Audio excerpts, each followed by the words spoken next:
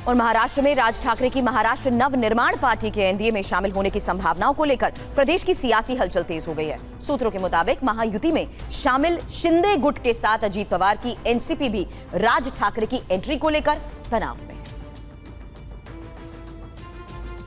महाराष्ट्र में एनडीए में शामिल पार्टियों के बीच सीट बंटवारा तय हो चुका है, लेकिन औपचारिक ऐलान होना अभी बाकी है।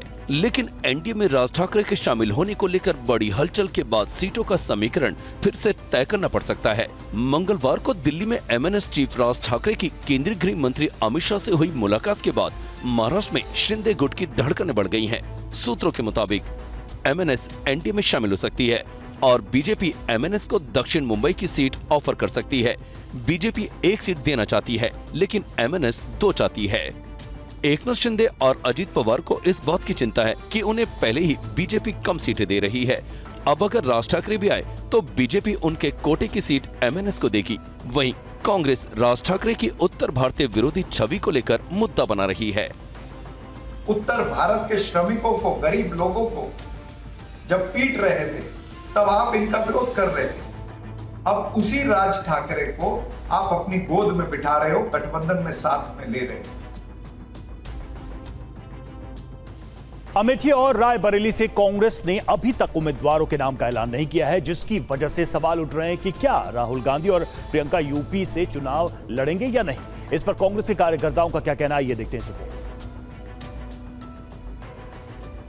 अमेठी और रायबरेली गांधी परिवार की पारंपरिक सीट है। कयास लगाए जा रहे थे कि राहुल गांधी अमेठी से और प्रियंका गांधी रायबरेली से चुनाव लड़ सकती हैं, लेकिन इन सीटों पर अभी तक उम्मीदवारों के नाम का ऐलान नहीं हुआ है। अब सवाल है कि क्या राहुल और प्रियंका यूपी से चुनाव लड़ेंगे। टीवी9 भारतवर्ष के इस सवाल का फिलहाल कांग्रेस का कोई भी नेता जवाब नहीं दे रहा है। सूत्रों की माने तो अमेठी में कांग्रेस के कार्यकर्ता राहुल गांधी को वीडियो संदेश भेज रहे हैं कि अमेठी में आपके अलावा कोई मंजूर नहीं है। और महाराष्ट्र में महाविकास आघाड़ी के बीच सीट शेयरिंग का फॉर्मूला पूरा हो चुका है। कल मुंबई में इसका औपचारिक ऐलान हो सकता है। हालांकि वंचित बहुजन अघाड़ी एमवीए में बनी रहेगी या नहीं, इसको लेकर अभी कुछ भी कहना मुश्किल है। महाराष्ट्र में महाविकास आघाड़ी में शामिल उद्धव ठाकरे की पार्टी सीट बंटवारे से पहले कुछ सीटों पर उम्मीदवारों के नामों का ऐलान कर चुकी है। कई दौर की बैठकों के बाद कांग्रेस, शरद पवार और उद्धव ठाकरे की पार्टी प्रकाश आंबेडकर की वंचित बहुजन आघाड़ी को मना नहीं पाई। पिछले चुनाव में प्रकाश आंबेडकर ने कांग्रेस एनसीपी गठबंधन को काफी नुकसान पहुंचाया था। महाविकास आघाड़ी के 4 सीटों का प्रस्ताव प्रकाश आंबेडकर को नहीं भाया। वंचित आघाड़ी 7 सीटों की मांग कर रही है। प्रकाश आंबेडकर ने कहा है कि हमने कांग्रेस के साथ कोई शर्त नहीं रखी है। हमने सिर्फ इतना कहा है कि आप अपनी उन 7 सीटों के बारे में जानकारी दीजिए। हम आपकी पूरी मदद करने को तैयार हैं। कांग्रेस की तरफ से हमें अब तक कोई जवाब नहीं मिला है। किसी ने हमें धोखा नहीं दिया है, न ही हमने किसी को धोखा दिया है। महाविकास आघाड़ी के साथ गठबंधन के लिए हमारे दरवाजे अंत तक खुले हैं। सूत्रों के मुताबिक महाविकास आघाड़ी ने जो फॉर्मूला तय किया है उसमें उद्धव ठाकरे की शिवसेना को 23, कांग्रेस को 15 और शरद पवार की एनसीपी को 6 सीटें और वंचित बहुजन आघाड़ी को 4 सीटें दी जाएंगी। अगर वीबीए साथ नहीं आती है तो ये 4 सीटें कांग्रेस को मिलेगी। ऐसे हालात में उद्धव गुट को 23, कांग्रेस को 19 और शरद पवार गुट को 6 सीटें मिलेंगी। हम बैठने वाले हैं और उसमें औपचारिक सीटों का घोषणा करेंगे।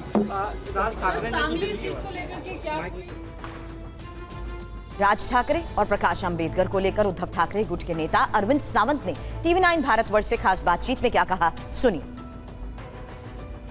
सावंत साहब, राज ठाकरे को एनडीए में इसीलिए लाया जा रहा है कि ताकि जो दक्षिण मुंबई की सीट है वहां पर वोटरों को कंसोलिडेट किया जा सके, खासतौर पर मराठी वोटर्स को।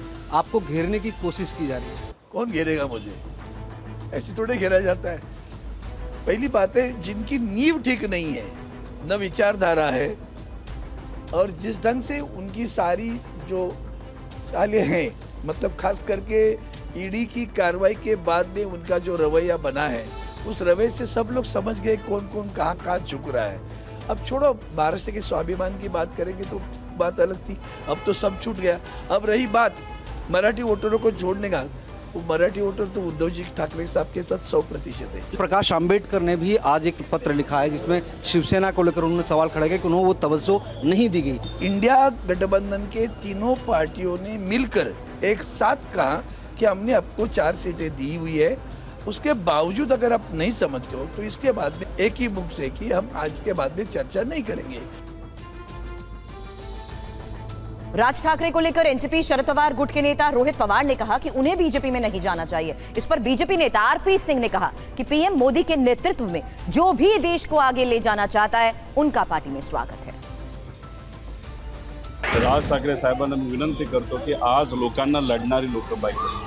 आज जो कोणी महाराष्ट्र धर्मासाठी, महाराष्ट्राच्या हितासाठी सामान्य लोकांच्या वतीने या महाशक्तीच्या विरोधात जो लढेल तो लोकांच्या मनामध्ये बसणार आहे। त्यामुळे आज लढाईची परिस्थिती असताना भाजपबरोबर न जाता अपन एकत्रित येऊन लढलं। के नेतृत्व में जो भी देश को आगे ले जाना चाहता है उनका स्वागत है, वो राज ठाकरे हो या बाकी दल हो। हाँ, उनके आने से गठबंधन मजबूत जरूर होगा।